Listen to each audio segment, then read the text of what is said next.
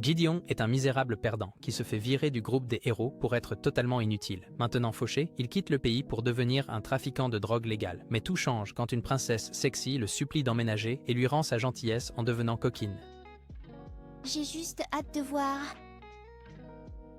Cette histoire commence un après-midi quelconque lorsque Gideon entre dans une guilde locale pour échanger des herbes médicinales contre de l'argent. Quand trois aventuriers commencent soudainement à se moquer de lui pour transporter partout son épée en bronze inutile, il prétend ne pas se soucier de la gloire de devenir un guerrier légendaire parce que son rêve est de posséder une pharmacie. Cependant, après être rentré dans son appartement miteux plus tard, il repense à la nuit où il a été licencié et blâme Harris de l'avoir transformé en clown local avant de se forcer à dormir, malgré la dépression. En cherchant plus d'herbe le lendemain, il sent la présence d'un hibou et saute rapidement sur une branche avant de résister à l'envie de lui creuser un trou dans la poitrine. Quelques minutes plus tard, il revient en ville et trouve tous les aventuriers locaux rassemblés à l'extérieur. Quand Albert lui parle de l'ours et lui demande son aide, il refuse l'offre et Albert perd immédiatement son sang-froid parce que simplement les guider lui donnerait une promotion automatique au rang C. Cependant, Gideon refuse toujours et leur rappelle que son rêve est de posséder une boutique et de vivre tranquillement. Alors Albert et les autres partent, tandis que la réceptionniste de la guilde, Maigria, reste pour collecter les herbes qu'il a ramassées. Tôt le lendemain, il essaie de calculer combien il lui faut pour la boutique. Mais ensuite, un charpentier local nommé Gonz se présente pour demander de l'aide parce que son fils a soudainement contracté une maladie dangereuse. Quelques instants plus tard, il rejoint un médecin pour vérifier quels sont les symptômes de Tanta et réalise qu'il pourrait avoir des ennuis avec la guilde s'ils apprennent qu'il est allé dans les bois pour trouver des herbes pour le remède pendant que le groupe d'Albert y était. Cependant, après que Gonz le supplie, il décide de le faire quand même et s'assure que personne ne peut le voir avant de sauter par-dessus le mur de la ville et d'utiliser une compétence de haute vitesse pour courir vers la forêt. Une fois sur place, il essaie de cartographier l'endroit, mais l'odeur des arbres brûlés attire soudainement son attention. Alors il court et voit que le groupe d'Albert a utilisé de la magie de feu à l'endroit où pousse l'herbe dont il a besoin pour Tanta. Pour aggraver les choses, le même hibou apparaît pendant qu'il se dépêche de rassembler les herbes restantes. Alors, il décide de ne pas se retenir et tranche directement dans son cœur avant de s'enfuir pour éviter le contact avec Albert. Plus tard dans la nuit, il termine le remède chez Gonz et ils s'excitent tous dès que le médecin remarque que Gideon va déjà mieux. Après avoir promis de devenir un client régulier une fois que Gideon ouvrira la boutique, Gonz essaie de lui offrir le dîner, mais il refuse et lui dit de se concentrer sur Tanta jusqu'à ce qu'il soit complètement rétabli. Cependant, lorsque Gonz le poursuit pour lui offrir tout ce qu'il veut en signe de gratitude, Gideon décide de mettre à profit ses compétences de charpentier et demande s'il peut construire la boutique pour laquelle il économise. 4 mois plus tard, une aventurière séduisante nommée Rit entre dans la guilde et remarque que Maigria porte une jolie robe. Alors, elle demande s'il y a une occasion spéciale et Maigria explique que Gideon organise une fête pour célébrer l'ouverture de son magasin. Pendant ce temps, il vient de remercier Gonz et Tanta pour leur aide à construire le magasin et entend les aventuriers parler de Rudy et des membres de son... L'ancien groupe pourrait bientôt vaincre le Seigneur Démon. Il se rappelle ensuite que se faire expulser pour être un faible appartient au passé et il propose un toast pour la boutique. Quelques jours plus tard, Gideon se rend compte qu'écouter le discours d'Andrew Tate sur le fait de quitter son 9 à 5 était une idée stupide, car pas une seule personne n'est venue acheter ses drogues. Juste à ce moment-là, quelqu'un entre, ce qui le rend excité, jusqu'à ce qu'il voit que ce n'est que Rhett. Quelques instants plus tard, il prépare une table pour s'asseoir avec elle, et quand elle demande pourquoi tout le monde le traite comme un PNJ, il explique comment il cache ses pouvoirs pour vivre une vie privée. Elle s'extasie alors sur le fait qu'il a fait en sorte que cela ressemble à son nom, ce qui signifie qu'il voulait se souvenir, et il résiste à l'envie de dire qu'aucun homme ne voudrait oublier ses énormes seins. Après lui avoir dit qu'elle a quitté son pays parce que certains de ses sujets voulaient commencer une bagarre pour s'assurer qu'elle obtienne le trône à la place de son frère, elle demande pourquoi il a soudainement disparu de la ville. Il explique alors comment Harris l'a agressé verbalement cette nuit-là et elle perd son calme parce qu'il a passé des années à s'assurer que leur groupe devienne ce qu'il est actuellement. Mais il affirme que ce n'est pas grave puisqu'ils ont tous en fait monté de niveau plus que lui.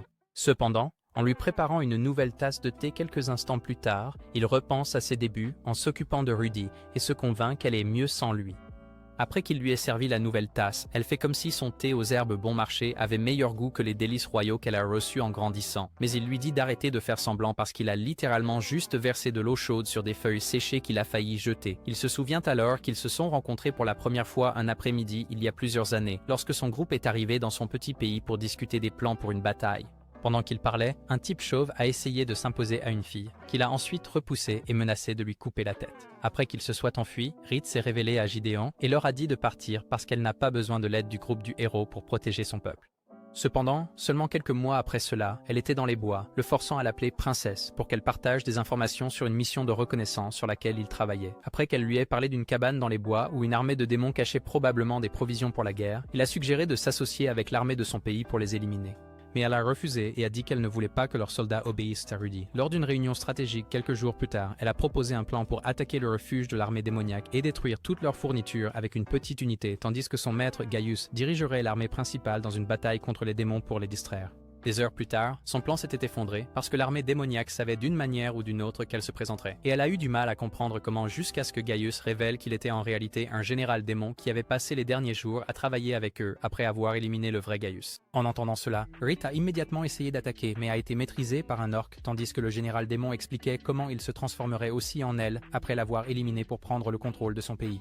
Heureusement, Gideon est arrivé à temps pour la sauver. Mais ils étaient tous les deux trop faibles pour abattre le général démon après sa transformation, alors Rudy est arrivé et l'a découpé en morceaux en quelques secondes. Malgré cela, Rith a soudainement été submergé par le traumatisme en regardant les visages terrifiés de ses camarades décédés et s'est enfermée dans sa chambre pendant des jours, jusqu'à ce que Gideon vienne la convaincre d'en sortir. De retour à la boutique, elle demande soudainement à travailler pour lui, mais ses instincts d'introverti se manifestent immédiatement. Alors il essaie de faire paraître la boutique horrible et prétend être complètement fauché. Mais elle insiste toujours pour travailler et finit par le convaincre en évoquant le fait qu'il ne sait rien sur la licence de ses nouveaux médicaments. Des heures plus tard, il sert le dîner et elle tombe amoureuse du goût de la nourriture. Alors il la remercie pour le compliment. Mais quand elle commence à poser une série de questions sur ce dont il a besoin pour améliorer l'apparence de l'appartement, il devient méfiant et demande pourquoi elle fait comme s'ils allaient être colocataires. Et elle dit immédiatement qu'elle va emménager avec lui. À peu près au même moment, Harris amène une assassine nommée Tis pour rencontrer le reste du groupe en tant que remplaçante de Gideon. Alors Danon et Theodora se présentent à elle avant que Rudy ne sorte de sa tente pour expliquer leur mission actuelle. Le lendemain, Gideon se réveille avec le melon parfait de Rith dormant juste à côté de lui et se précipite pour préparer le petit déjeuner afin que ses pensées intrusives ne prennent pas le dessus. Allez, mec! Après s'être enfin extirpé du lit, elle le rejoint à table et demande s'il a vraiment du courage, parce qu'un vrai homme l'aurait gardé au chaud dans le lit. Elle propose ensuite de sortir acheter un deuxième lit et dit qu'elle ira probablement chercher des tableaux de grande valeur au palais pour rendre sa boutique beaucoup plus attrayante.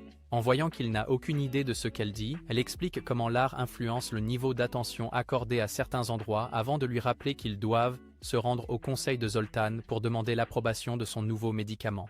En se promenant en ville plus tard ce matin-là, elle remarque à quel point tout est paisible. Et quand elle demande si c'est toujours comme ça, il explique que le fait d'être si loin de la région des démons fait de Zoltan la ville la plus sûre puisqu'ils ne connaissent jamais de violence.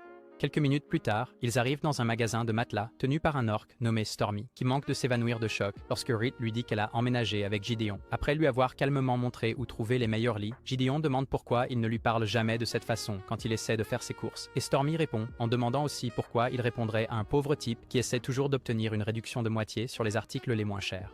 Peu après avoir remis Gideon à sa place, Stormy aide Rith à ranger toutes les affaires légères dans sa dimension de poche et promet d'envoyer le reste au magasin. Alors ils partent tous les deux et Rith commence à parler de la façon dont il a probablement passé beaucoup de temps à travailler sur ses compétences en artisanat pour atteindre un tel niveau. Après s'être rappelé que la seule façon de monter de niveau est de tuer d'autres personnes ou créatures qui ont également reçu une bénédiction, Gideon se fâche avant d'entendre le visage de quelqu'un se faire craquer et voit un gros moche nommé Ademi en train de battre Tanta. Il se précipite immédiatement pour les arrêter et dit à Ademi qu'il devrait combattre des démons s'il est déjà aussi fort. Mais le lourdeau lance une pierre sur lui et s'enfuit avec son boys band. Gideon et Rith aident ensuite Tanta et son ami Al à se nettoyer avant de poser des questions sur Ademi car il est beaucoup trop fort pour son âge. Lorsqu'ils expliquent qu'il n'a pas toujours été violent, Gideon réalise qu'il a probablement reçu la bénédiction du bagarreur et leur dit qu'il a probablement une grande affinité pour cela, ce qui expliquerait les combinaisons de haut niveau qu'il pratiquait sur Tanta. Il explique en outre comment avoir une telle compétence le rend plus susceptible de basculer du côté obscur, et cela pousse Al à dire qu'il ne veut pas de bénédiction. Mais Tanta lui dit immédiatement de ne pas le dire devant qui que ce soit d'autre.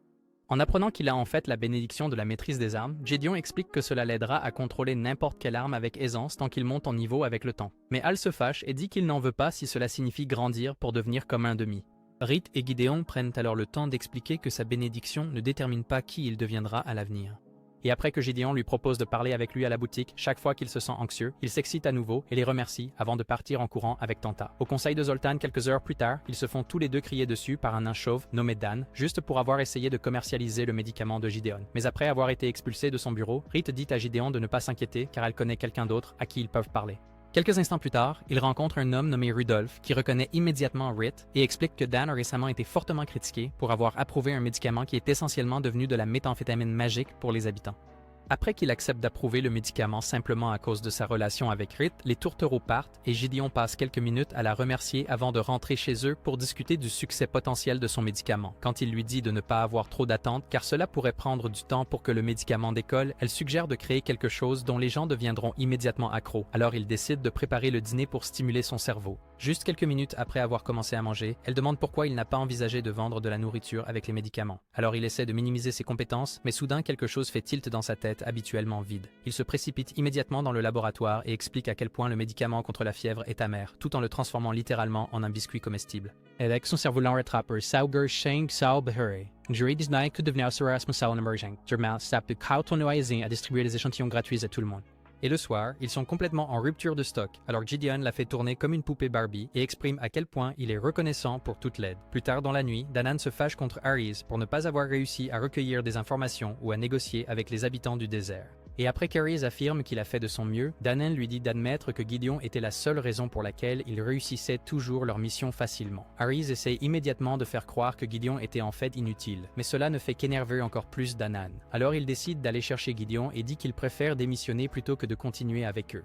Le moment suivant, Ruthie sort pour demander s'il veut vraiment aller chercher Gideon, et après qu'il montre du respect et dit oui, elle lui donne la permission de partir. Quelques minutes plus tard, Danan dit à Theodora qu'Aries a peut-être vraiment tué Gideon, et lui rappelle un ancien membre du groupe nommé Urandrala qui le soupçonnait et s'était disputé avec Aries quand il leur avait dit que Gideon était parti. Quand Theodora demande pourquoi il n'a jamais dit à Gideon à quel point il était bon quand il était encore avec eux, Danan lui rappelle qu'il n'a jamais été du genre à faire des bavardages, mais admet qu'il aurait dû donner à Gideon le respect qu'il mérite avant de partir le chercher.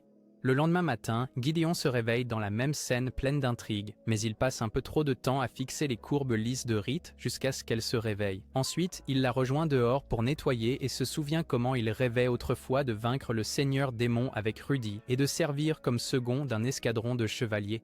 Quelques minutes plus tard, des aventuriers de la guilde locale entrent dans la boutique et ont du mal à en croire leurs yeux en voyant Rith travailler comme assistante. Alors ils demandent s'il a utilisé un sortilège sur elle. Elle explique ensuite sa décision parfaitement rationnelle de passer de la vie dans un château en tant que princesse à recevoir moins que le salaire minimum d'un apprenti pharmacien. Après que Maya s'émeut et s'enfuit, ils la poursuivent tous les deux, tandis que Rith dit à Gideon qu'elle veut essayer un alcool spécial. Lorsqu'il lui demande s'il y a une occasion spéciale qu'elle veut célébrer, elle manque de sortir de son rôle, mais lui dit de ne pas s'en faire avant de partir acheter des ingrédients.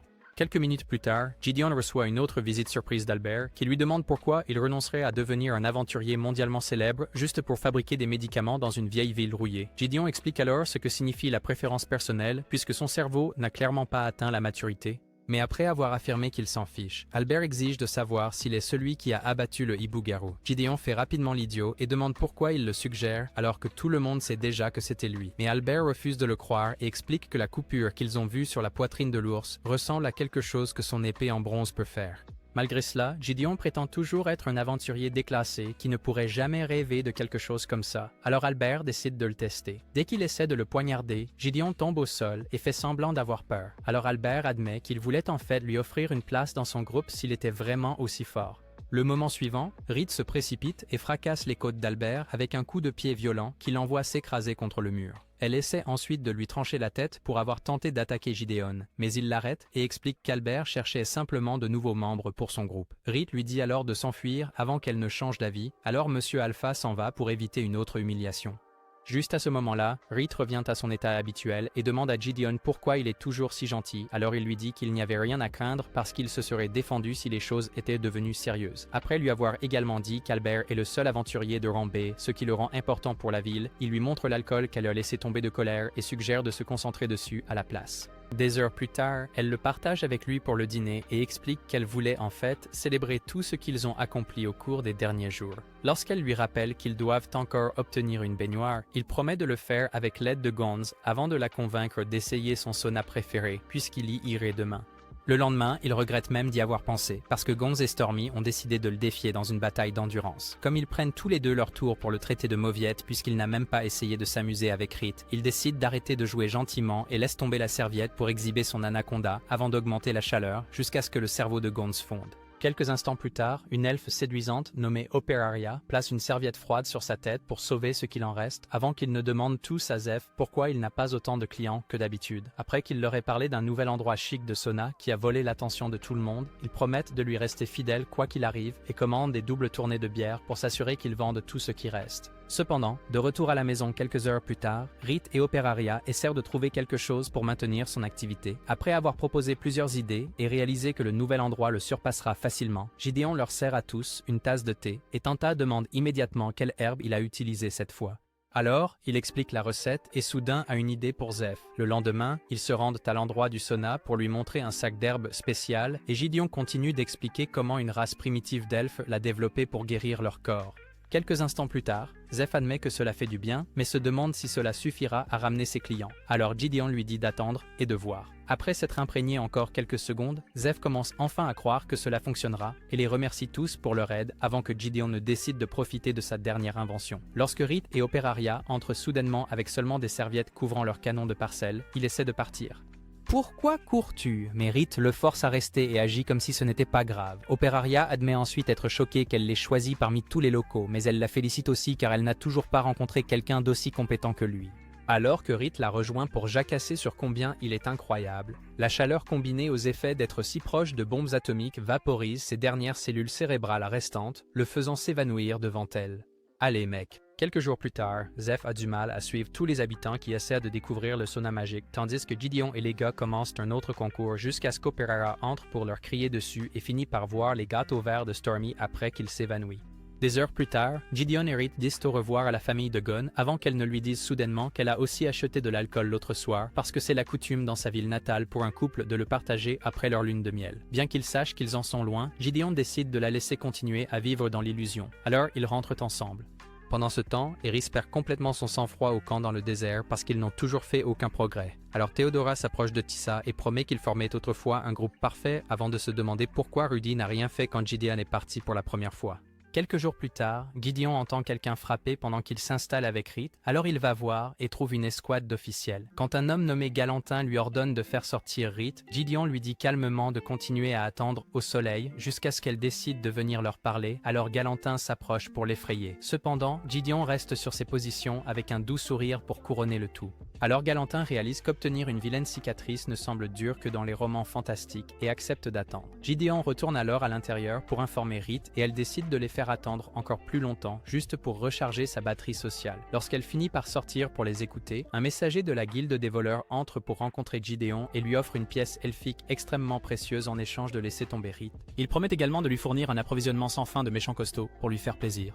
Mais Gideon refuse l'offre et dit que Rite vaut bien plus qu'une pièce capable de le mettre à l'abri pour la vie. Étonnamment, le messager accepte son refus sans faire de fait des histoires et part juste au moment où Rite perd son sang-froid à cause des innombrables offres que Galantin et les autres responsables ont faites juste pour la récupérer comme aventurière. Après avoir dit qu'elle a un contrat à vie pour travailler dans la boutique et promis de partir avec Gideon s'ils parviennent à le chasser de la ville, elle rentre à l'intérieur et s'excuse d'avoir été si bruyante. Mais Gideon lui dit de ne pas s'inquiéter avant de lui donner un bracelet spécial comme acompte pour le contrat à vie.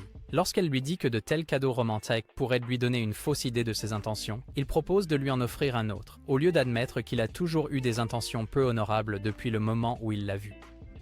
Ouais, mec. Pendant ce temps, le chauve qu'elle a tabassé il y a des années vient d'arriver à la guilde des voleurs pour une réunion avec Bishock, le maître de la guilde, qui lui dit alors que le plan de retraite de Rite est aussi une mauvaise nouvelle pour eux. Naturellement, l'ambassadrice de l'alopécie a du mal à comprendre pourquoi sa retraite serait une mauvaise nouvelle pour une bande d'orques voleurs. Alors Bishock explique que sans la régulation de la guilde des aventuriers, Rite peut simplement décider de démanteler toute son opération si elle en a soudainement envie. Il promet alors à Dur un conteneur plein d'argent s'il peut la faire revenir dans la guilde et le chauve lui assure que ce ne sera pas un problème. De retour à la boutique, Rite est submergée par ses émotions alors qu'elle a du mal à croire qu'elle vit maintenant avec le gars sur lequel elle a craqué pendant des années. Peu de temps après la bataille qui l'a traumatisée, ils ont dû traverser un tronçon dangereux de la forêt car c'était le seul chemin que l'armée démoniaque ne connaissait pas. Mais avant de commencer le voyage, Gideon a invité Urandrala, qui s'est littéralement jeté sur lui et a fait sentir Rite stupide d'avoir même eu des sentiments. Après qu'il ait expliqué que sa capacité à communiquer avec les plantes les aiderait à naviguer dans les bois, Rite est devenue beaucoup plus jalouse en réalisant qu'il lui faisait beaucoup confiance. Mais Gideon a à peine remarqué cela et s'est simplement concentré sur le fait de dire à Danan et Theodora sur quoi ils devaient travailler. À peu près au même moment, Eris venait d'engager Dur et d'autres mercenaires de la guilde des voleurs, mais Gideon décida de ne pas intervenir. Alors ils commencèrent à se diriger vers les bois, et Rith continua à se sentir jalouse de la proximité d'Urandrala avec Gideon. Lorsqu'il a finalement demandé si elle avait besoin de quelque chose, elle lui a dit de s'occuper de ses affaires. Alors il s'est excusé d'avoir demandé et a continué son chemin. Le moment suivant, Urandrala a demandé si elle voulait passer du temps à se détendre dans une rivière voisine, et après qu'elle ait accepté, Gideon a suggéré de faire une pause, et Eris a immédiatement commencé à se disputer avec lui à ce sujet. Quelques minutes plus tard, Urandrala l'a finalement mise à l'eau et a soudainement demandé si elle avait des sentiments pour Gideon, avant de dire qu'elle aurait une bien meilleure expérience avec lui si elle apprenait à communiquer ses sentiments subtilement au lieu d'agir de manière nonchalante chaque fois qu'il essaie de prendre de ses nouvelles. Après l'avoir remercié pour ses conseils, Rith lui a alors demandé si elle avait aussi des sentiments pour lui, mais Urandrala a expliqué qu'elle avait depuis longtemps décidé de ne plus avoir de relations avec des humains parce que sa durée de vie extrêmement longue signifiait qu'ils retourneraient tous à leurs ancêtres avant qu'elle ne puisse dépasser la phase de lune de miel. Elle a expliqué en outre que le fait d'avoir déjà ses propres pouvoirs signifie qu'elle sera évidemment le meilleur choix pour lui, puisque tout le monde profite de ses capacités pour leur gain personnel. Quelques instants plus tard, ils ont continué le voyage à travers les bois. Mais juste au moment où ils allaient atteindre la sortie, Urandrala les a arrêtés et a senti des éclaireurs démons approcher. Ils ont tous immédiatement su que Dir avait vendu des informations sur leur mission aux démons. Alors Harris a essayé de trouver une excuse pour compenser son incompétence. Mais Gideon lui a dit de la garder avant de demander à Rudy et Rith s'ils pouvaient percer la horde de démons qui approchait. Rith a immédiatement dit que c'était trop risqué à réaliser, mais Rudy lui a dit de faire confiance à son plan et a demandé à Urandrala de l'accompagner. En entendant cela, Rith a essayé de l'empêcher de partir et a dit que c'était une mauvaise idée, jusqu'à ce que Rudy lui dise de ne plus jamais remettre en question ses ordres. Gideon a alors promis à Rith qu'il irait bien, alors elle est partie avec Rudy et n'a cessé de prier pour sa sécurité avant qu'il ne s'approche de la horde de démons. Juste à ce moment-là, Rudy lui a dit de reculer et, comme d'habitude, elle a essayé de discuter. Mais Rudy l'a ignoré et a abattu toute la horde en quelques minutes, ce qui a fait réaliser à Rith qu'elle n'était même pas assez forte pour servir de soutien. Quand Gideon et Urandrala sont finalement revenus, elle s'est émue et a essayé de le serrer dans ses bras. Mais Rudy l'a attrapé en premier et s'est excusé de l'avoir envoyé seul. Cela a amené Rith à réaliser à quel point ils étaient proches l'un de l'autre. Alors elle a décidé de continuer son voyage seule par la suite, ce qui l'a finalement amené à Zoltan. Avec son voyage dans le passé terminé, elle part faire une livraison et Dir en profite pour lui parler. Mais elle refuse et se retourne pour partir. Cependant, lorsqu'il prétend savoir qu'elle est une princesse et menace de dire à son peuple où elle se trouve, elle le renverse pour lui avoir parlé de manière irrespectueuse et dit qu'elle ne se soucie plus de son statut social. Plus tard dans la nuit, Rudy a du mal à s'endormir car Gideon lui manque toujours et elle repense au jour où Harris lui a dit qu'il était parti. Après avoir affirmé qu'il avait tout essayé pour arrêter Gideon, il lui a attrapé l'épaule pour lui offrir son soutien, mais elle a senti qu'il était derrière tout ça et a soudainement percé un trou dans ses entrailles. Heureusement, elle s'est retenue et l'a réparé avant de décider de se concentrer sur sa mission en tant que héros destiné à sauver toute l'humanité. Chez le docteur Newman, plusieurs jours plus tard, Gideon apporte tout un panier de médicaments. Mais en expliquant comment une dernière herbe est hors saison, ils entendent tous les deux un cri fort et un fracas provenant d'une des maisons voisines et se précipitent pour comprendre ce qui s'est passé. Quelques instants plus tard, Newman le conduit dans une maison où il trouve un homme nommé Jackson sur le sol, en overdose, et essaie immédiatement de le ranimer. Cependant, en réalisant qu'il n'a jamais vu une telle réaction auparavant, il hésite sur la marche à suivre jusqu'à ce que Gideon lui donne un médicament bleu et explique ses effets. Après avoir repéré une drogue qui ressemble beaucoup à de la poudre, Gideon l'aide à ramener l'homme à la clinique. Et après s'être assuré qu'il est stabilisé, Newman lui dit de préparer plus de flacons du médicament bleu parce que la drogue qu'ils ont vue est celle récemment approuvée que tout le monde prend. Peu de temps après leur conversation, Gideon retourne au magasin et voit Rith, qui a attendu toute la journée pour sa cuisine. Il prépare rapidement du riz omelette avant de tout lui raconter. Lorsqu'elle demande s'il devrait enquêter sur le médicament, il lui dit de ne pas s'en préoccuper puisque cela n'a rien à voir avec eux et propose plutôt de sortir profiter de quelques attractions en ville. Plus tard, il loose des Drake et passe la majeure partie de la journée à traverser la ville avant de trouver une rivière pour passer du temps. Alors que Gideon installe la tente, Rith décide que c'est le moment idéal pour lui montrer sur quoi elle travaille. Mais la vue de ses canons de parcelle le rend délirant, alors il se détourne pour éviter la tentation. Après plusieurs minutes à s'ébattre dans l'eau, leur rendez-vous prend une tournure maladroite alors qu'ils peinent à trouver un sujet de conversation en grillant la nourriture. Quand Gideon finit par dire qu'il s'attendait à ce qu'elle soit beaucoup moins timide étant donné qu'elle n'a pas hésité à emménager chez lui, elle admet que c'était un peu audacieux, mais explique qu'elle se sent toujours timide avec lui parce qu'il montre à peine ce qu'il ressent vraiment. Il lui prend alors la main et dit qu'il ne voulait pas passer pour un désespéré et elle répond en lui donnant enfin le baiser qu'il désirait depuis tout ce temps. Pendant ce temps, Earth vient d'amener Rudy et le reste du groupe à une ruine désertique de l'époque de l'ancien seigneur démon. Et après qu'il ait bavardé sur le fait qu'ils n'ont pas besoin de Danan ou de Gideon, Tissa décide d'aller chercher de l'eau supplémentaire pour le reste du voyage. Juste au moment où elle commence à remplir la bouteille, Rudy arrive pour toucher l'eau. Alors Tissa en profite pour demander si elle dort jamais, car elle reste toujours éveillée toute la nuit. Rudy explique ensuite que sa bénédiction la rend essentiellement comme un androïde humain sans aucune faiblesse, qui n'a jamais besoin de manger ou de dormir, et qui ne peut se concentrer que sur sa mission de sauver le monde en tant que héros de l'humanité. Tandis que Tissa commence à comprendre pourquoi elle ne pouvait jamais poursuivre Gideon, lui et Rith viennent de revenir à la boutique. Et en réalisant qu'ils n'ont presque plus rien à faire, elle demande s'il y a eu d'autres demandes pour l'antidote de la méthamphétamine magique après qu'il ait dit qu'il n'y a presque plus personne qui s'en plaint. Elle explique comment certains habitants ont affirmé qu'elle était capable de modifier leur personnalité pour en faire une personne complètement différente. À ce moment-là, un habitant blessé entre en courant et supplie de l'aide. Alors Gideon commence immédiatement à le soigner, tandis que Reed court en ville et trouve plusieurs personnes blessées avant de voir Campbell, un membre du groupe d'Albert. En voyant la hache dans sa main, elle se demande comment quelqu'un avec la bénédiction du voleur sait utiliser une arme. Mais ensuite, quelques autres psychopathes l'entourent, alors elle commence à se battre jusqu'à ce qu'Albert les réunisse avec Dieu. Lorsqu'elle demande s'il était vraiment nécessaire de tirer des flèches dans leur tête manifestement dérangée, il demande pourquoi son fiancé apprenti pharmacien n'est pas venu et le regrette immédiatement lorsqu'elle pointe ses couteaux vers lui. Heureusement, elle les laisse tomber et prend un moment pour maîtriser ses émotions avant de retourner à la boutique pour en parler à Gideon. Alors qu'il essaie aussi de comprendre comment Campbell, qui est habituellement un type tranquille, est soudainement devenu si fort, Tanta et Al arrivent pour discuter avec eux. Alors, Gideon décide de préparer le déjeuner pour tout le monde. Peu de temps après, il leur sert une assiette de pâtes, et Rith avale immédiatement une portion entière juste pour pouvoir lui en demander plus. Quelques minutes plus tard, Al lui parle à nouveau de ses bénédictions parce qu'il a récemment commencé à se sentir extrêmement anxieux. Alors Gideon explique à quel point cela peut être stressant au début, surtout parce qu'il n'a pas encore choisi une arme à maîtriser. Quand Al demande pourquoi il ne peut pas simplement être un guerrier ordinaire comme son père et s'occuper du chargement sur les quais, Gideon suggère de commencer par maîtriser un petit couteau pour qu'il puisse les aider sur les quais jusqu'à ce qu'il se sente assez fort pour décider quelle arme il veut maîtriser. Plus tard dans la journée, une fille nommée Rhea se présente à la boutique pour parler et rappelle à Gideon qu'elle est membre du groupe d'Albert avant de s'excuser auprès d'eux en son nom. Quand Rith demande ce qu'il fait, elle explique comment il a commencé à accepter plus de quêtes que d'habitude pour compenser les mois lents qu'ils ont eus, malgré toutes les tragédies récentes.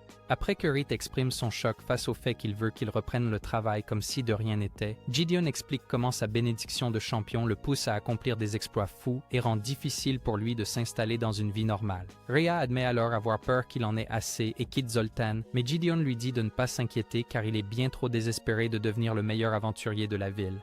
Pendant ce temps, Danan, qui vient de finir de prendre un verre quelque part en ville, reçoit la visite surprise d'un homme nommé Bouilly, qui demande ensuite à se joindre à sa recherche de Gideon. Des heures plus tard, Rith ferme toutes les fenêtres de la boutique et rejoint Gideon à l'intérieur pour boire du lait chaud. Elle lui demande alors s'il a une idée de ce que Rudy et les autres ont fait.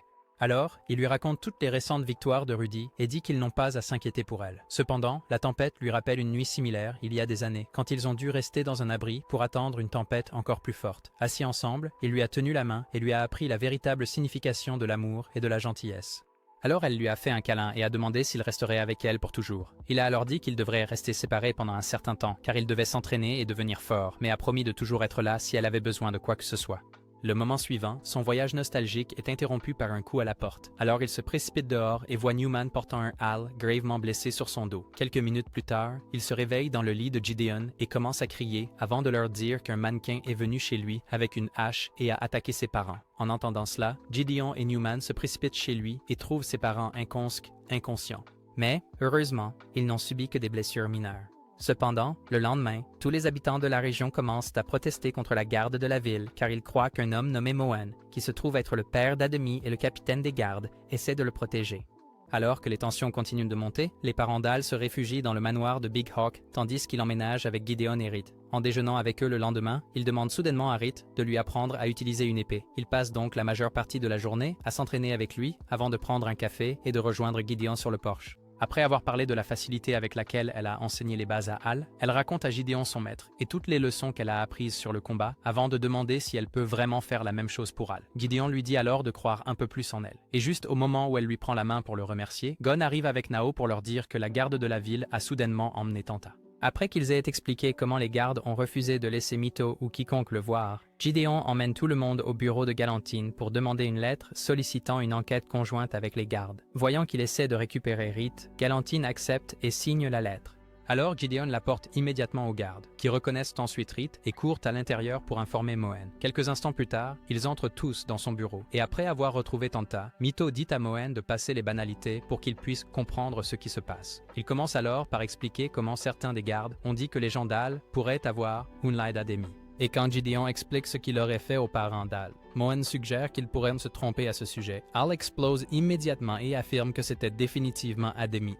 Alors, Moen explique en outre qu'il essaie juste de comprendre la situation parce qu'il n'est pas logique qu'Ademi attaque soudainement ses proches avec une hache et ne cause que des blessures mineures. Le moment suivant, Tanta dit aussi que ce n'est peut-être pas Ademi parce qu'il est soudainement apparu pour s'excuser plusieurs jours avant l'incident et a mentionné quelque chose à propos de sa lutte avec sa bénédiction avant de promettre de s'améliorer pour pouvoir réaliser son rêve de protéger tout le monde en tant que membre de la garde de la ville. Alors qu'ils essaient tous de comprendre ces nouvelles informations, Moen demande à Gideon un moment pour parler. Il demande donc à Mytho de ramener Al à la boutique pendant que lui et Rhett restent pour écouter Moen. Après avoir proposé de les dédommager s'ils aident à l'enquête, Gideon demande si Ademi a déjà pris la méthamphétamine magique. Tout à coup, Moen s'emporte et affirme que son fils ne recourrait jamais à cela. Mais Gideon lui dit d'essayer d'être un peu réaliste parce qu'ils savent tous déjà que la drogue altère le caractère d'une personne. Alors Moen lâche aussi une bombe en leur disant que cela peut changer la bénédiction d'une personne. Mytho et Tanta déposent Al à la boutique et partent avant qu'un homme nommé Godwin n'entre pour le voir.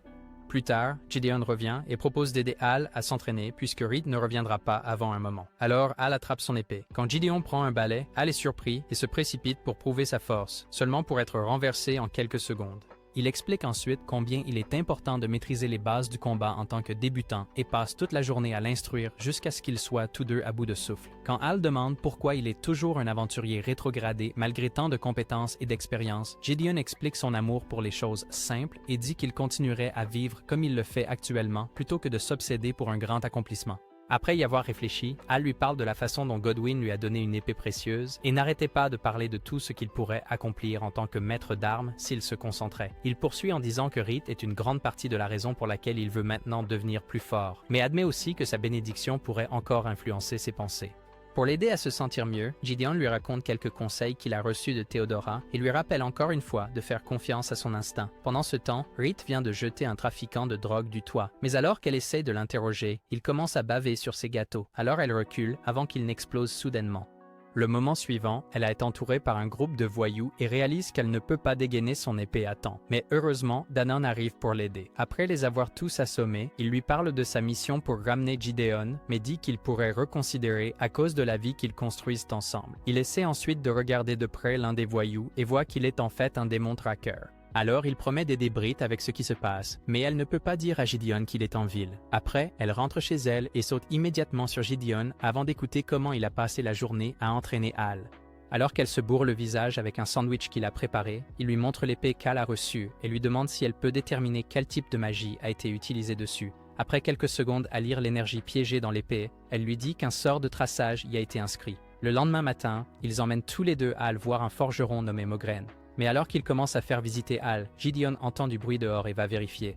Après avoir écouté les manifestants, il aperçoit Maya et Keith qui expliquent ensuite comment la garde de la ville a été trop occupée à gérer de multiples manifestations pour enquêter correctement sur les récentes attaques. Juste à ce moment-là, il voit Tolliver soutenir les manifestants, alors Keith et Maya supplient Gideon de lui faire entendre raison. Pendant ce temps, Rudy et les autres viennent d'entrer dans les ruines contenant l'arme de l'ancien seigneur démon. Mais lorsqu'ils rencontrent un démon colossal, Théodora envoie Tissa chercher l'arme pour qu'il puisse se concentrer sur sa défaite. Dès qu'elle part, Rudy s'approche le plus possible, juste pour satisfaire sa curiosité avec le démon. Et après s'être présenté avec une coupure douloureuse sur son visage, Théodora charge avec sa lance pour le retenir. Arès, quant à lui, est presque paralysé par la peur. Mais Rudy maintient l'épée du démon en place et combine son attaque avec celle de Théodora pour le terrasser. Elle dit ensuite à Arès de ne pas s'attendre à ce qu'il soit ses gardiens parce que c'était Gideon qui était responsable de le défendre quand il était encore dans le groupe. Malgré la prise de conscience de son erreur, Arès se convainc que tout est de la faute de Danan et Urondrolla avant que Tissa ne leur montre l'arme, qui s'avère être un vaisseau de combat. Quelques minutes après le décollage, Tissa demande à Rudy s'il y a un endroit particulier où elle veut aller.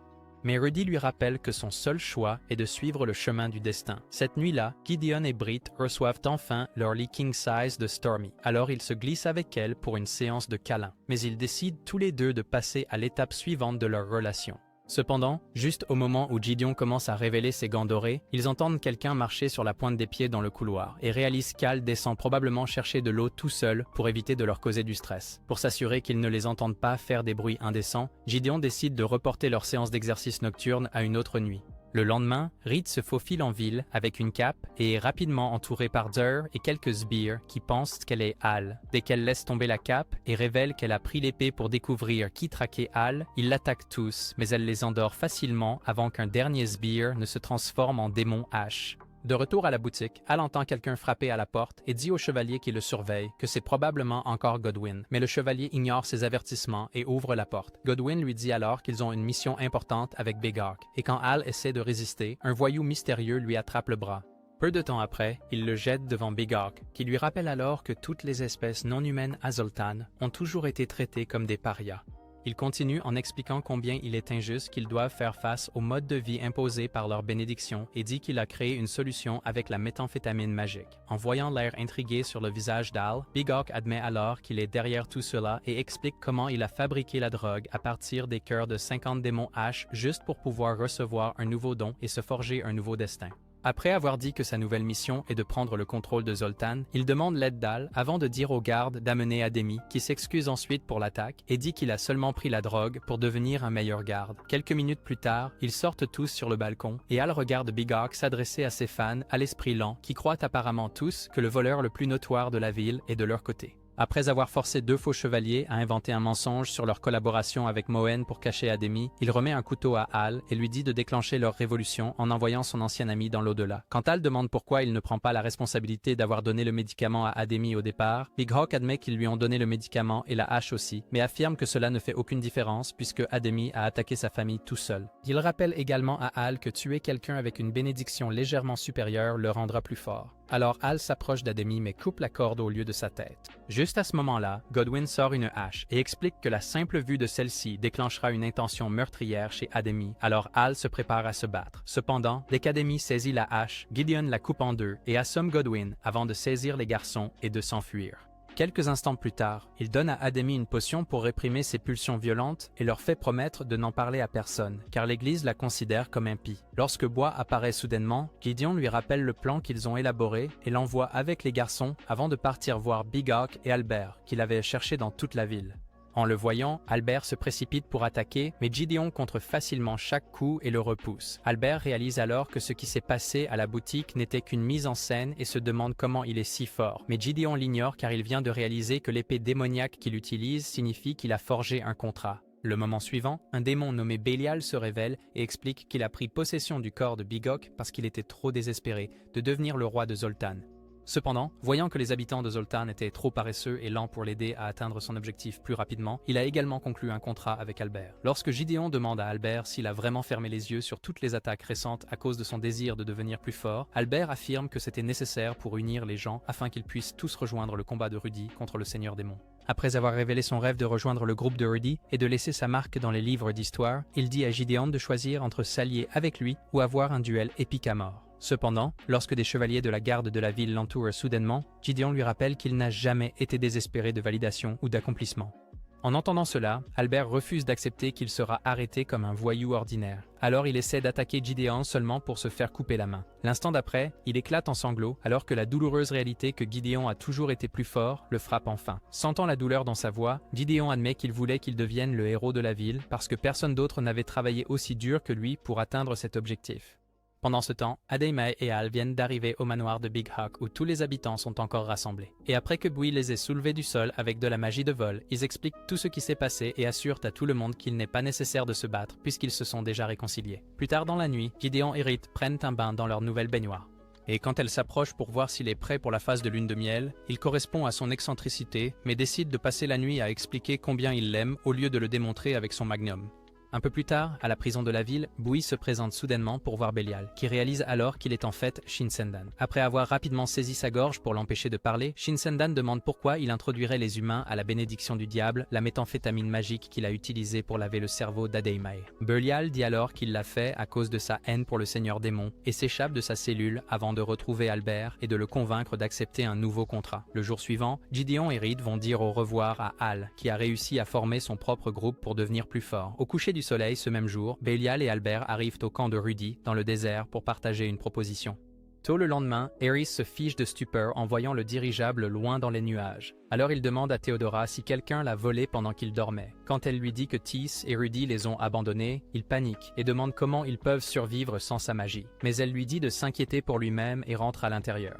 C'est alors que Tease réalise qu'elle est passée d'assassin redouté à conductrice de bateau. Alors elle demande à Rudy pourquoi ils vont à Zoltan après avoir dit qu'elle a besoin de se procurer plus de doses d'un médicament important.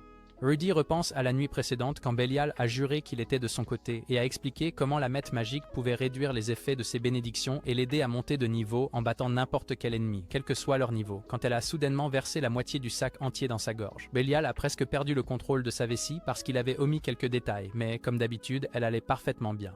De retour sur le dirigeable, elle vient de demander à Tease de devenir sa compagne de voyage et explique son plan pour se fondre dans la masse en tant que roturière. Mais Tease est confuse et demande pourquoi elle l'a choisi elle plutôt que Theodora ou Aerys. Alors Rudy dit que c'est parce qu'elle est la seule à rester calme autour d'elle malgré le fait qu'elle soit incroyablement puissante. Alors que Tease se concentre sur l'arrivée à Zoltan le plus rapidement possible, Gideon en a assez de la lenteur des affaires ces derniers jours. Alors Reed lui apporte une tasse de chocolat chaud et explique comment les habitants sortent à peine pendant l'hiver. Cependant, voyant qu'ils ont encore besoin de générer un certain revenu, Gideon réfléchit pour créer un nouveau produit. Mais cette fois, c'est Reed qui a l'idée et lui parle d'un chauffe-main qu'elle utilisait au palais pendant l'hiver. Plus tard, Gideon apporte un échantillon à Gantz, et après une journée entière à s'assurer que tout le monde l'a essayé, il retrouve Reed sur le chemin du retour. Ils trouvent ensuite un banc pour s'asseoir et, après s'être assuré que personne d'autre ne peut les voir, Gideon vole un baiser pour se réchauffer. Tôt le lendemain, Rudy et Tease garent le dirigeable quelque part dans les bois, mais, après avoir changé de vêtements pour ceux de gens ordinaires, Rudy remet son épée à Tease et s'enfuit dans les bois pour en obtenir une plus faible d'un village gobelin. Peu de temps après, ils arrivent au pont, mais un homme nommé Otto les arrête pour exiger un paiement. Alors Rudy le jette dans la rivière pour dégager le passage pour tout le monde. Peu après, Gideon arrive au même pont, alors Otto essaie de racheter son honneur en le défiant, seulement pour se faire expulser du système solaire.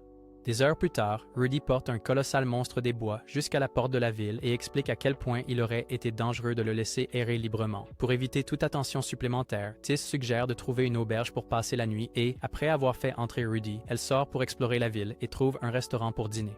En arrivant, elle passe sa commande et Gideon, qui était arrivé quelques minutes plus tôt, demande à Oparera un tabouret pour rehausser la naine nonchalante. Il la regarde attentivement et réalise qu'elle est certainement une professionnelle d'un certain type, mais elle fait exactement la même chose et demande rapidement un sac à emporter pour éviter une confrontation.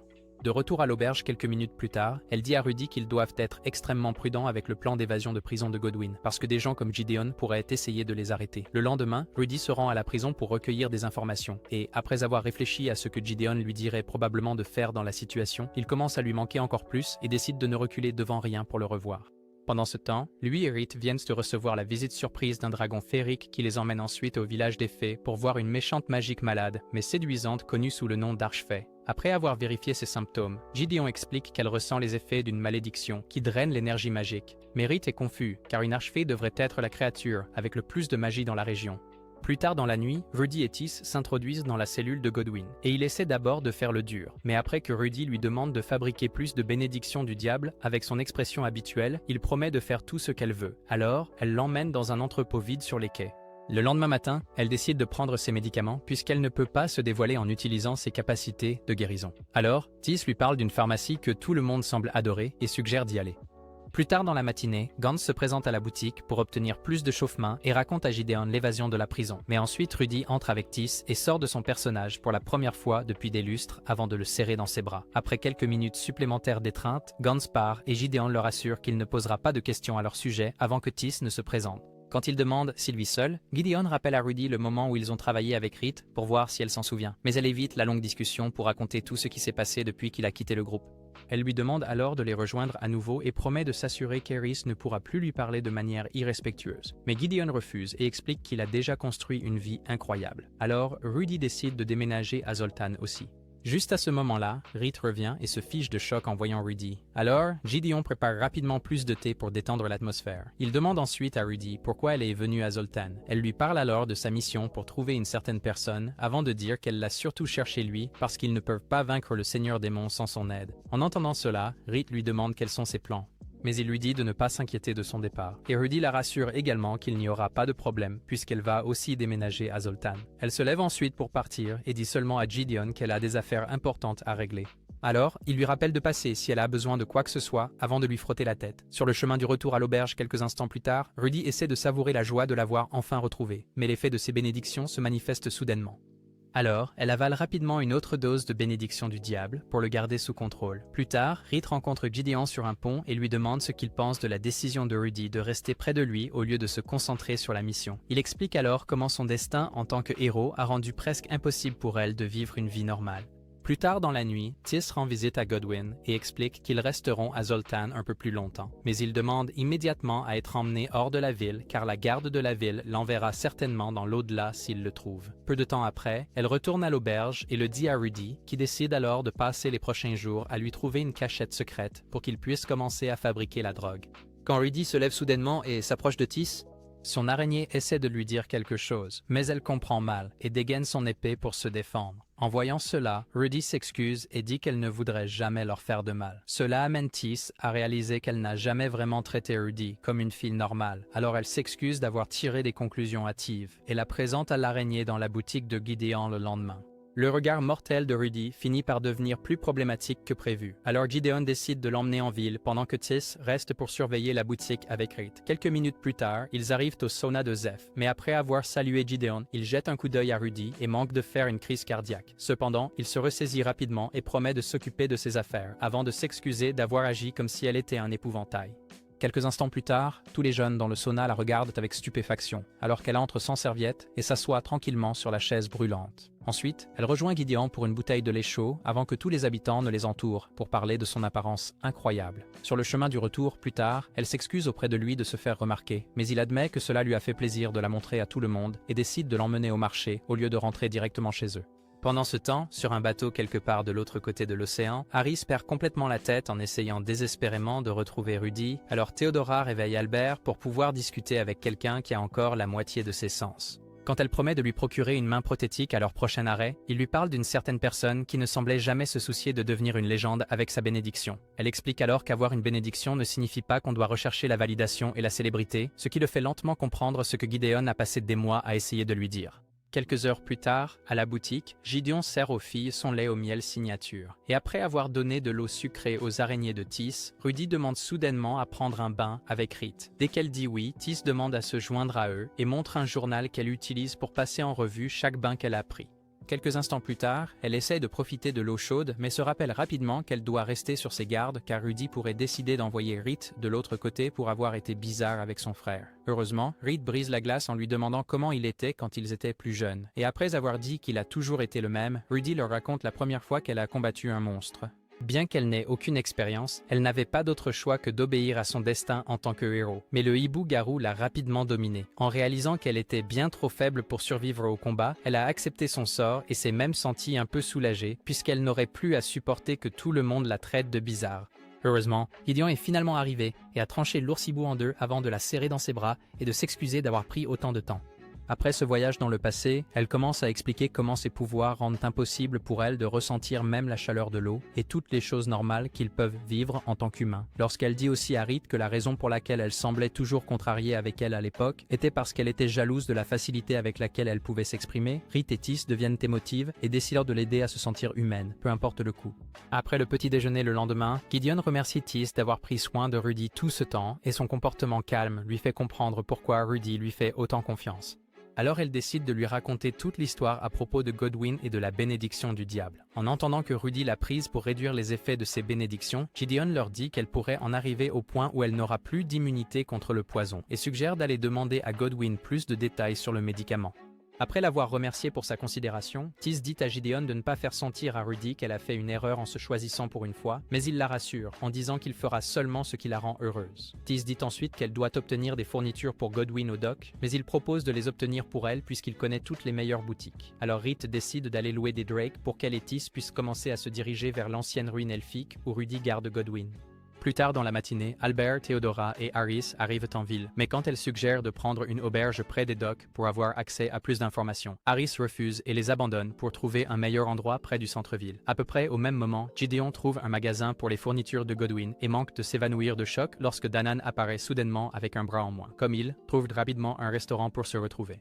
Theodora utilise un sort de dissimulation pour se cacher avec Albert afin qu'ils puissent écouter leur conversation. Danan raconte alors à Gideon à quel point ils ont été misérables depuis son départ et lui demande de revenir. Mais Gideon lui dit la même chose qu'il a déjà dite à tout le monde, révélant que Ruti est aussi en ville.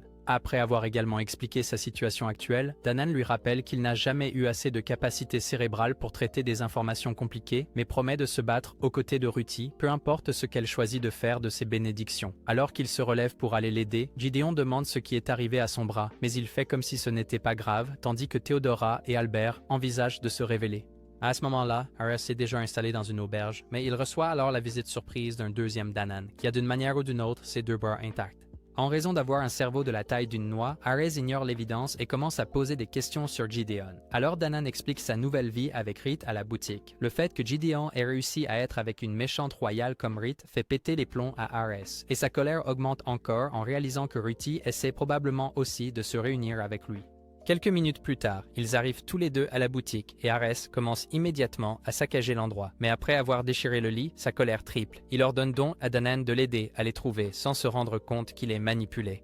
Pendant ce temps, Gideon vient de s'arrêter de courir avec Danan parce qu'il vient d'expliquer comment Shin-Sanden l'a attaqué en route vers Zoltan et lui a mordu le bras. Quand Gideon demande comment il a pu survivre après avoir poignardé son cœur, Danan lui dit de ne pas s'inquiéter car ils peuvent toujours le vaincre à nouveau. À ce moment-là, il voit un dragon esprit voler vers les ruines. Alors Danan dit à Gideon de courir devant puisqu'il est beaucoup plus rapide.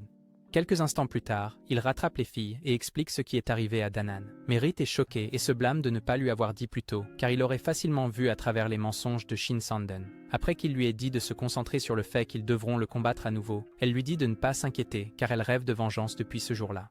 Elle lui dit alors d'y aller, alors il repart en courant et dépasse Harris avant d'arriver aux ruines. En les traversant, il a du mal à croire qu'une telle structure existe dans leur monde et finit par atteindre le laboratoire où Ruti a placé Godwyn. En voyant le type louche à un œil, il lui tord le bras pour le forcer à crier et Ruti défonce immédiatement le mur pour attaquer. Cependant, après avoir vu que c'est juste lui, elle le conduit dans les parties plus profondes de l'installation avant qu'il ne révèle qu'il cherchait en fait des moyens de supprimer sa bénédiction. Après lui avoir montré l'une des potions qu'il a fabriquées pour supprimer ses pouvoirs, elle est surprise et dit qu'elle a toujours pensé qu'il s'entraînait et devenait plus fort uniquement pour protéger l'humanité et devenir un chevalier légendaire. Il dit alors que tout ce qu'il a toujours voulu, c'était la protéger et être assez fort pour offrir son soutien chaque fois qu'elle en avait besoin. Alors elle demande si son plan actuel d'abandonner le destin est quelque chose qu'il peut soutenir. Cela lui fait réaliser qu'elle n'a toujours pas vu l'ensemble du tableau, alors il explique que son bonheur est la chose la plus importante pour lui. Alors qu'ils prennent un moment pour s'embrasser, Harris en a assez de Shin-Sanden qui ne sait pas exactement où ils vont. Mais après quelques minutes de plus à écouter ses râleries, Shin-Sanden décide d'arrêter de taquiner et lui dit où se trouvent les ruines. Au même moment, Danan s'arrête soudainement de courir lorsque Theodora atterrit sur un Drake spirituel avec Albert. De retour dans les ruines, Ruti et Gideon viennent de retrouver les filles. Et après que Ruti ait remercié Tease de leur avoir tout dit, Gideon leur rappelle qu'ils doivent apprendre comment la bénédiction du diable utilise le cœur des démons pour supprimer la bénédiction de Ruti. Lorsqu'elle révèle soudainement que les cœurs de démons n'ont aucun effet sur elle, Gideon demande comment elle supprime ses capacités. Alors elle explique comment une bénédiction sans nom s'active chaque fois qu'elle prend le médicament. Quelques minutes plus tard dans le laboratoire, Godwyn prétend ne pas savoir ce qu'est une bénédiction sans nom. Et lorsque Gideon demande si cela peut lui donner des pulsions meurtrières, il explique qu'elle ne devrait pas ressentir de changement soudain dans sa personnalité puisque cela ne manifeste aucune nouvelle capacité. L'instant suivant, Tease sent une attaque. Alors il se précipite dehors et voit une vague d'yeux de peste utilisée par les mages pour trouver leur cible. Après l'avoir fait exploser, Ruti part à la recherche du lanceur de sorts, alors Gideon dit à Reed de protéger Godwyn et la poursuit. Dès qu'il rencontre Harris, il demande à Ruti de partir avec lui et de remplir son destin en vainquant le Seigneur Démon. Mais elle refuse et lui dit qu'elle ne prévoit plus d'être le héros. Lorsqu'il ignore ses souhaits pour lui rappeler l'importance d'être un héros, Gideon essaie de lui faire entendre raison, mais il répond en le projetant contre le mur. L'instant d'après, Rudy lui plante un coup dans le ventre et lui dit d'être reconnaissant qu'elle ait choisi d'éviter ses organes vitaux. Elle soigne ensuite Gideon et dit à Ares d'oublier ses rêves, de travailler avec elle avant de partir. À ce moment-là, Shin-Sanden revient à Bui et essaie de lui donner une potion, mais Ares se guérit lui-même et lui dit d'arrêter de faire semblant, car il peut déjà sentir l'aura démoniaque. En entendant cela, Shazanden propose un partenariat temporaire et promet de l'aider à trouver une ancienne relique qui appartenait au premier héros. Après avoir affirmé que cela l'aidera à retrouver Rudy pour réaliser son rêve, Ares accepte bêtement. En se dirigeant vers un niveau plus profond quelques instants plus tard, il se souvient de la première fois qu'il a vu Rudy et est devenu obsédé par l'idée de sauver le monde à ses côtés. Pendant ce temps, Gideon vient de parler de lui au reste du groupe. Et après que Tis utilise ses capacités de détection d'aura pour capter la force vitale de Shin-Sanden, ils partent tous pour les arrêter. À peu près au même moment, Danon entre dans les ruines avec Albert et Theodora, qui lui demandent alors s'il est prêt pour ce qui pourrait arriver lorsqu'ils trouveront Ares et Rudy. Lorsqu'il lui dit d'aller droit au but si elle a quelque chose à dire, elle lui dit de se concentrer sur ce qu'il fait de mieux quand le moment viendra. L'instant d'après, il force l'ascenseur et saute jusqu'à l'étage où Ares est entré avant de lancer une épée sur Shin-Sanden. Après l'avoir bloqué, il fonce avec l'espoir que le handicap actuel de Danon servira davantage. Mais Danon évite facilement son attaque et transforme sa tête en ballon de football, avec un coup de poing puissant. Il le remercie ensuite d'avoir mordu son bras gauche faible et le projette contre le mur avec une rafale de coups de poing. Lorsque Shin-Sanden commence à demander de l'aide, Ares s'arrête d'abord de s'attaquer à son propre coéquipier. Mais après quelques secondes de réflexion supplémentaire, il électrocute Danon. En voyant cela, Shin-Sanden le poignarde immédiatement dans le ventre et prépare la pointe de son épée pour exploser. Mais Danon reste debout et fait signe pour un deuxième round. Après avoir reconnu sa force, Shin-Sanden reprend sa forme originale pour prendre l'avantage. Mais Danon bloque ses 6 épées avec 2 doigts jusqu'à ce qu'elles se brisent à son contact. Cependant, Shin-Sanden parvient à enfoncer l'une des lames dans son ventre. Alors Danon admet sa défaite et tombe. Ares se demande alors comment il l'a si facilement trahi. Mais après avoir repensé à tout le temps qu'il a passé à comploter contre Gideon, juste à cause de sa proximité avec Rudy, il accepte son obscurité et suit Shin-Sanden dans la chambre des reliques. En utilisant une série de codes spéciaux, Shin-Sanden pénètre dans un étui doré qui contient les épées sacrées. Mais Ares est confus et demande comment c'est possible, car il ne devrait y en avoir qu'une seule. Shin-Sanden explique alors que, contrairement à l'épée de héros que Rudy utilise au combat, celles-ci sont les véritables épées de légende de l'époque du premier héros. Il explique en outre que la seule façon de ramener Rudy est de désenvoûter Gideon et de s'assurer qu'elle tienne l'épée pour amplifier sa bénédiction. Quelques instants plus tard, Gideon et les filles trouvent la chambre des reliques et se préparent à se battre. Mais ensuite, Shin-Sanden sort d'abord avec le corps de Gaius. Alors Rith l'attaque immédiatement. Dès que Gideon essaie de l'aider, Ares invoque une flamme ardente pour les brûler. Il se concentre donc sur l'esquive jusqu'à ce que Rudy crée des boucliers pour les protéger. Elle propose alors de pardonner à Ares s'il cesse d'agir de manière insensée, mais il répond en canalisant ses capacités pour créer une lance sombre. Elle riposte donc avec son propre sort et détruit presque tout le sol. Alors que Tis court pour protéger Godwyn, Ares essaie de sortir l'épée sacrée, mais Rudy déclenche soudainement un puissant tourbillon qui repousse tout le monde et brise l'épée. Juste au moment où Shin-Sanden réalise qu'elle est bien au-delà du niveau de tous les héros passés, Tis sent quelque chose sur le point de grimper depuis un niveau inférieur. Alors, elle dit à Rith de sauter de côté. À ce moment-là, Theodora brise le sol en sautant et enroule Rith dans des chaînes avant d'attaquer Rudy. Rudy demande immédiatement pourquoi. Alors, elle lui rappelle que le monde a besoin d'un héros et dit qu'elle est prête à la sacrifier, même si ce n'est pas la bonne chose à faire. Rudy explique ensuite qu'elle n'a jamais voulu ce pouvoir. Mais Theodora refuse d'écouter et dit qu'ils doivent obéir à la volonté de Dieu en suivant le destin. Après avoir échappé aux griffes de son dragon spirituel, Rith lui rappelle que Rudy n'a jamais été seul pendant toute leur mission et dit qu'elle n'acceptera jamais un sort aussi cruel, même si cela signifie aller à l'encontre de Dieu. En entendant cela, Shin-Sanden admet qu'il aurait aimé travailler avec elle s'ils n'étaient pas des ennemis jurés. Juste à ce moment-là, le dragon spirituel essaie de l'attaquer à nouveau. Alors Gideon se précipite dans l'ascenseur et l'applaudit, mais Ares utilise immédiatement un rocher de fer pour couper les câbles. L'instant d'après, Rudy tranche la lance de Theodora en deux et essaie de les poursuivre, mais Shazanden l'arrête, et ils se précipitent tous les deux vers les niveaux inférieurs pour continuer à se battre. À ce moment-là, Ares attaque Tis et devient convaincu que personne ne peut l'arrêter, alors Godwyn décide d'arrêter de se cacher et lance un dispositif produisant du brouillard pour le distraire. Cependant, il est abattu en un instant, mais après qu'Aris ait aussi écrasé l'araignée de Tis, Danon utilise le reste de son énergie pour renvoyer Gideon et Rith vers Aris. En les voyant, il perd son sang-froid et essaie d'attaquer à nouveau. Mais cette fois, Gideon décide d'arrêter de jouer gentiment et lui coupe les mains avant de porter un coup fatal qui l'envoie dans les nuages. À ce moment-là, Shazanden vient juste de se relever. Mais avant de combattre Rudy, il laisse tomber l'une des épées sacrées et commence à parler de son destin jusqu'à ce qu'elle perde son sang-froid et décide de le tuer à tout prix. Dans un accès de rage, elle saisit l'épée sacrée et lui coupe la tête, mais cela amplifie soudainement sa bénédiction au point que son humanité disparaît complètement. Au moment où elle se relève, Gideon essaie de vérifier son état, mais elle charge soudainement. Alors Tis saute devant lui et reçoit une coupure brutale à la poitrine. Godwyn dit immédiatement à Gideon qu'elle a peut-être finalement reçu les pulsions meurtrières de la bénédiction du diable. Alors il confie Tis à Rith et sort son épée pour la combattre.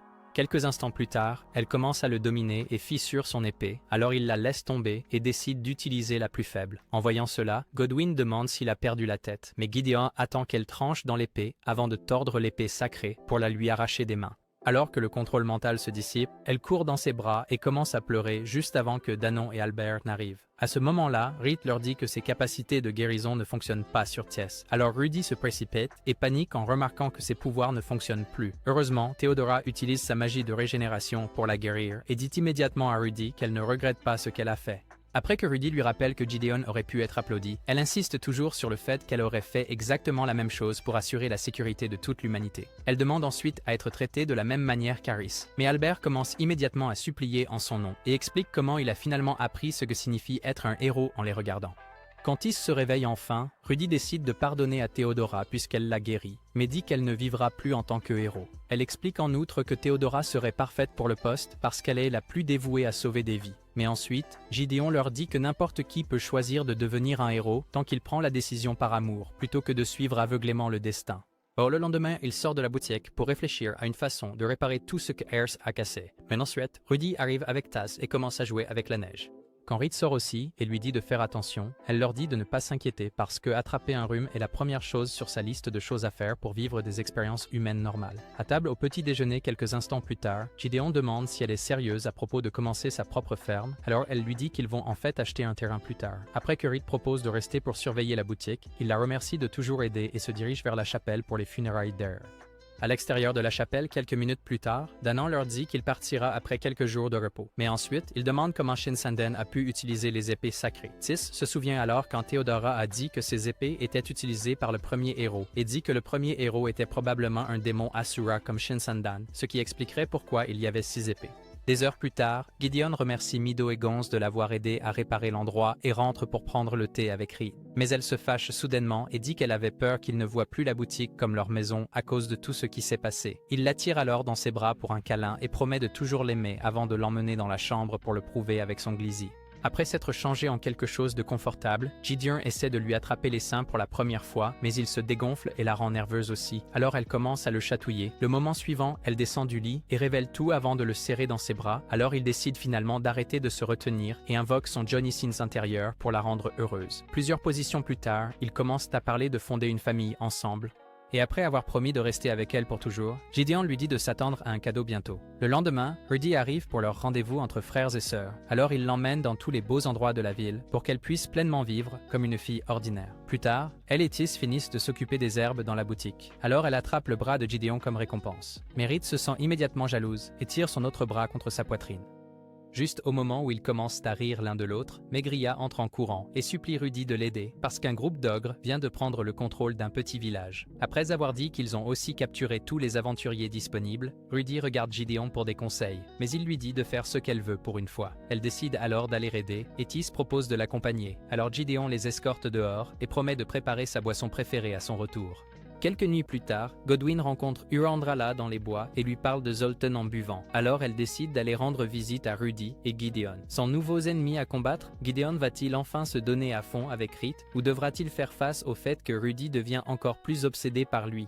C'est tout pour cette vidéo les amis. Commentez partie 2 pour la prochaine et n'oubliez pas d'activer les notifications après vous être abonné pour ne jamais manquer nos récapitulatifs.